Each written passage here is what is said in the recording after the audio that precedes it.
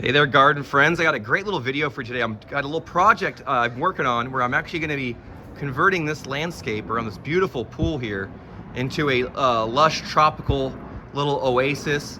It's a cool little area in that it's pretty unique. It's a very narrow location. The garden beds are also pretty narrow, but what we're going to do is try to make it look lush, filled in. We're gonna make it try to look like somewhat of a tropical landscape, but we want to have plants that can survive the temperatures, the light frost and the gentle freezes we get from time to time here. But we're gonna have a nice little landscape conversion for you. So I cannot wait to get into this garden and do some work. So we're gonna start off by removing some of the plants that we really don't want to be here for our final design. So let's get right to it. Time to get some plants moved. So before we could get this oasis going, we had to remove some of the pre-existing plants. We had some sky pencil here, some kufia, some ground cover. And so they really weren't pleased with it. Some bougainvillea that weren't doing that well, and some fruitless olives, but it was time to rip them out and kind of get them on their way. A lot of them weren't that healthy to begin with, but the ones that were healthy, I'm proud to say that we dug these ones up and found a new home for them on the side yard. And Blake got them a new home. They're looking good, and we've got ourselves a blank slate, because now once we got a blank slate, then it's time to go plant. Let's do it. Let's go do some shopping. Boom, look at that. All right, so day 2, we got some plants in. We got some banana, some mandevillas, some cannas, a couple different varieties of each, 3 types of banana, 2 types of cannas, several different varieties of hibiscus, and they're looking good, folks. I mean, look at that. That's where it's at. So we're not quite done yet. We're gonna go back shopping. We're gonna get some bark to cover everything up at the end, but we're also gonna get some plants, a couple smaller plants that are gonna add to the tropical vibe that we can put in some of this negative space. Now, a lot of these plants are gonna fill in, get a little thicker, but we can still get some lower growing plants to cover up some of the negative space in between, because the homeowner wants it, they want it lush. They want it looking lush and full and healthy. And so right now, this is the first step. We get some plants in here, but as you can see, there's some extra space in here where I don't want to put anything too tall and too wide right next to these vines, because I want to train them against these trellises.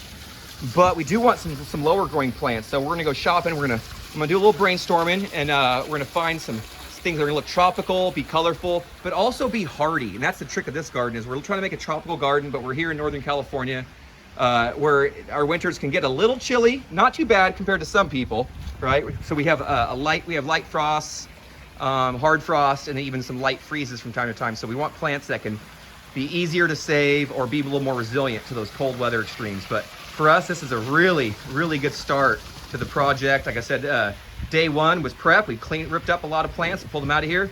Now this is day 2. We went shopping, got some plants, and just like that, we've got day 3 going on. Not too bad. Got most of our planting in day 3. It was pretty good. I think we got a few more plants, a couple empty spots we're gonna fill in next time, and a couple other portions of the yard that have yet to show you that we're gonna plant as well. But for right now, we're focusing on this pool area, but you can see we've got it planted up pretty densely.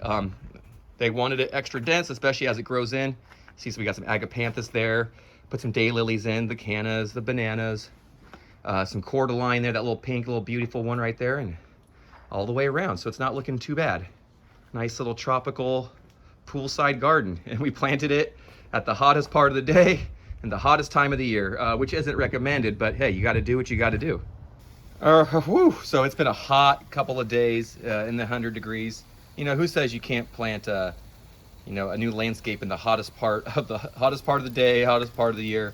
You know, I would never advise to plant a garden this time of year, but just because it's not advisable doesn't mean it's not possible. So you can see the plants are in stress a little bit, but here I want to show you. So I've got the plants all planted. Water irrigation is updated, looking good there. And so I wanted to add the mulch as soon as possible. But before I did, I wanted to make sure, before I covered all this irrigation, I want to make sure that there's no breaks, no leaks, that everything's leaking the way I want it. I'm using a mixture here of these micro jet sprays, some little bubblers, as well as some drip tubing. So it'll be nice. We basically want to get everything saturated, nice deep soak from time to time. Let these plants get the water they need, but get it in a very efficient way. Like I said, you can see some little micro jets in there, just bringing water to it. You can see a little shrubler here, just kind of bringing water. And what's nice is you can You can tighten that down if you feel like it's putting too much off for this area. You can turn it all the way off, or you can turn it just on a little bit. Make it like a little dripper. But that what's nice is that one actually is attached to a drip tube. And so it's fun is I got the whole tube is putting out water as well as the end. So that's a fun little trick there. So we're getting water to everything. It's really important that if you have containers that are relying on drip, that you really try to make sure that they get proper watering. And I might even tweak these a little bit better because I want to see if I can get more of the root ball saturated over here. It just might not be enough as is, but for now, that's a good start. But I might add a little bit more so I can get the front here saturated as well, because that would be ideal. But that's not bad, that's a start. But like I said, if you're doing drip to containers, it's very crucial that you get the proper amount. We just replaced some citrus in this same landscape that basically just had one tiny little dripper going to it. And so it just wasn't enough to keep them happy, keep them satisfied. Like this one right here, it's got one dripper on it. Might not be enough, everything's getting hit, but I'm just not sure if it's gonna be enough. So I might run a second tube up there, give everything an extra shot, potentially. But it's like, right now it's looking really good. And like I said, I had turned it on to come check before I filmed. It's hard to see, back in there was a break, and so as you can see, it's kind of muddy. Water was shooting everywhere, so now we've got that plugged up, capped off, and it's looking good, looking really good right now. Yeah, so right now I'm done with the irrigation, and it's time to do the last final step, and that's add the mulch and clean up. Oh my God, I cannot believe that we made it. Whoo, we did it. Whew, finally. Oh my God, and the breeze comes in. I am so hot, I am so thirsty, I'm so tired. I can barely talk. Oh my God, I got cotton mouth. Oh, I'm so thirsty. Haven't even had water yet. You can see this one got fried up, but you know what? We're gonna leave those leaves on there. They're gonna protect it, and it's actually already putting out new growth. You'll see the other ones are doing just fine. So there is a little bit of shock, transplant shock from all the heat, but for the most part, the plants are looking fairly decent for how much hot sun they've been getting. Thankfully, you can see here they get a mixture of intense sun, then some shade. So hopefully they can get acclimated, get in here. You see this Mandevilla is doing just fine. Looking pretty good, blooming, start continuing to grow. We'll train that one along that trellis. And it's turned out really nice. What do you guys think? Comment below, let me know what your thoughts are. I'd love to hear if you like it, if you don't like it, what you would have done with the space. Maybe you had some better ideas. I'd love to hear about it. But you can see right here, that's what we're up with. We finally finished. It took a few days, one day of prep, couple days of planting, and then a day or so of just finishing up, doing some irrigation. I kind of broke it into a couple hours here, a couple hours there. But you can see it turned out real nice. So we've got hibiscus, cannas, agapanthus, liriope. We've got some hemerocallis. We've got 3 or 4 types of banana. We've got the mandevilla. We've got those pink cordylines. Those are the Charlie boys. We've got several different varieties of canna in here. And they got a little roasted too, but they're actually gonna perk up. And the hibiscus are doing okay. They're actually doing fairly well for how hot that wall is. Although I did break a little small limb there. We won't mention that. Just a very small one, tiny little branch. But yeah, it's looking pretty good. We even, like I said, we even got another red leaf. What is it? Banana in. And then yesterday I planted this pink lemonade, this variegated lemon that has pink flesh and variegated fruit, variegated leaves. And so we're looking forward to that one. You can see that one right there. Boom, variegated lemon. And so I'm looking forward to that one. And yeah, then we got a little mandarin here, a little Tahoe Gold that we got in. And then we purchased some trellises and a nice pot from Green Acres. And we got this, look how beautiful this one is. Boom, pretty much. It's a little shocked from the heat for sure, but it's doing okay, it's doing fine. I got it all hooked to irrigation, it's all gonna get a good soak.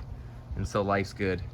Yeah, but things are looking up. We got the bower vine in, and we even transplanted a few over there, which we won't go into, but whoo-wee, and a few extras that we might even sneak in. But that about does it, folks. Man, I am so tired, I'm so thirsty. I cannot wait to be done with this project. It has been a doozy.